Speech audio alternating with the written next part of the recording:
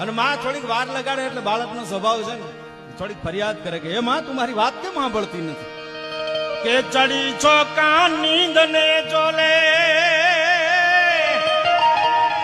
હું બોલાવું અને તું બોલ નો બોલે ચડી છો એ કાન નીંદ ને ચોલે હું બોલાવી બોલ નો બોલે એ ખપરાળી તારિયા ખપરાળી હવે આગ તો ગોલે રે તન બાળ બોલાય